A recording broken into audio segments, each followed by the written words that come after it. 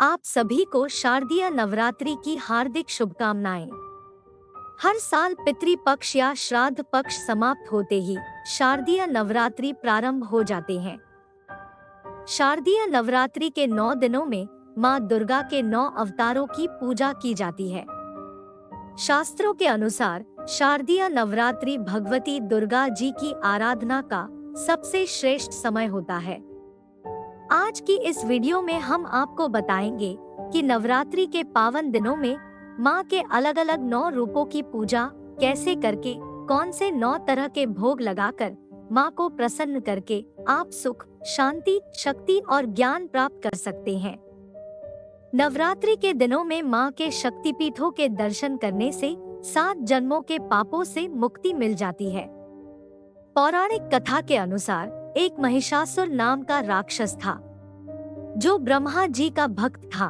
उसने अपनी कठिन तपस्या से उनको प्रसन्न करके यह वरदान मांगा कि उसे कोई देव, दानव या पृथ्वी पर रहने वाला कोई मनुष्य ना मार सके। यह वरदान प्राप्त कर वह तीनों लोकों में उत्पात मचाने लगा। चारों ओर त्राहि मच गई। तब सभी देवी देवताओं ने ब्रह्मा, विष्णु और महेश के साथ मिलकर माँ भगवती के शक्ति रूप में दुर्गा जी की स्तुति की। दुर्गा जी ने प्रकट होकर 9 दिनों तक राक्षस से युद्ध करके उसका वध कर दिया। जब माँ ने महिषासुर राक्षस का वध कर दिया, उसी दिन को बुराई पर अच्छाई की जीत के रूप में भी मनाया जाता है। आइए जानें शारदीय नवरात्रि कब से प्रारंभ और कब समाप्त होंगे। कलश स्थापना का शुभ मुहूर्त क्या रहेगा? अष्टमी और नवमी तिथि कब रहेगी? कलश विसर्जन, दुर्गा विसर्जन, व्रत पारण किस दिन किया जाएगा? साथ ही आप जानेंगे कि नवरात्रि में माँ दुर्गा के 9 अलग अलग रंगों का और 9 अलग अलग भोगों का क्या महत्व है। ऐसे ही और भी धर्म संबंधी विषयों के बारे में जानकारी के लिए आप हमारे चैनल को प्लीज सब्सक्राइब करें और वीडियो पर कमेंट करके जरूर बताएं। वीडियो अच्छी लगी तो प्लीज वीडियो को लाइक और शेयर करना मत भूलिए। 15 अक्टूबर 2023 रविवार से इस बार नवरात्रि प्रारंभ होगी और 24 अक्टूबर मंगलवार को समाप्त हो जाएगी। 15 अक्टूबर को ही कलश स्थापना शुभ मुहूर्त में की जाएगी और आगे बताए सभी नियमों का आपको संकल्प पहले दिन ही लेना होता है। जैसे कुछ लोग केवल 9 दिनों तक मीठा भोजन करते हैं, कुछ लोग 1 या 2 बार सेंधा नमक का प्रयोग करते हैं, कुछ लोग केवल पहला और आखिरी व्रत रखते हैं, कुछ लोग कोई 2 व्रत एक साथ रख कर जोड़ा पूरा करते हैं, कुछ लोग पूरे 9 दिनों का व्रत रखते हैं। आपको पूरे 9 दिन तक इन्हीं नियमों का पालन करना होता है। कुछ लोग बिना कलश की स्थापना के भी नवरात्रि व्रत प्रारंभ कर सकते हैं। यदि आपको जानकारी नहीं है तो अनिवार्य नहीं है। 15 अक्टूबर को कलश स्थापना का शुभ मुहूर्त सुबह 11:36 से लेकर 12:24 तक सुबह रहेगा।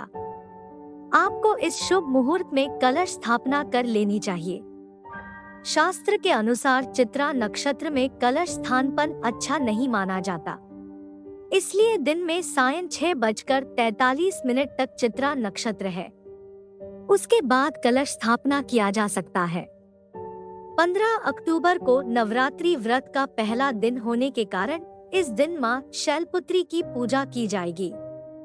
16 अक्टूबर को नवरात्रि व्रत का दूसरा दिन होने के कारण इस दिन माँ चारिणी की पूजा की जाएगी। 17 अक्टूबर को नवरात्रि व्रत का तीसरा दिन होने के कारण इस दिन माँ चंद्रघंटा की पूजा की जाएगी। 18 अक्टूबर को नवरात्रि व्रत का चौथा दिन होने के कारण इस दिन माँ कुष्मांडा की पूजा की जाएगी। 19 अक्टूबर को नवरात्रि व्रत का 5वां दिन होने के कारण इस दिन माँ स्कंदमाता की पूजा की जाएगी। 20 अक्टूबर को नवरात्रि व्रत का 6ठा दिन होने के कारण इस दिन माँ कात्यायनी की पूजा की जाएगी। 21 अक्टूबर को नवरात्रि व्रत का 7वां दिन होने के कारण इस दिन माँ कालरात्रि की पूजा की जाएगी। 22 अक्टूबर को नवरात्रि व्रत का 8वां दिन होने के कारण इस दिन मां महागौरी की पूजा की जाएगी। 23 अक्टूबर को नवरात्रि व्रत का 9वां दिन होने के कारण इस दिन मां सिद्धिदात्री की पूजा की जाएगी। 24 अक्टूबर मंगलवार को विजयदशमी अपराजिता पूजन कर इस दिन मां दुर्गा विसर्जन किया जाएगा। कुछ लोग 25 अक्टूबर को ही व्रत का पारण करेंगे। कलश का विसर्जन भी हमेशा शुभ मुहूर्त में ही किया जाता है।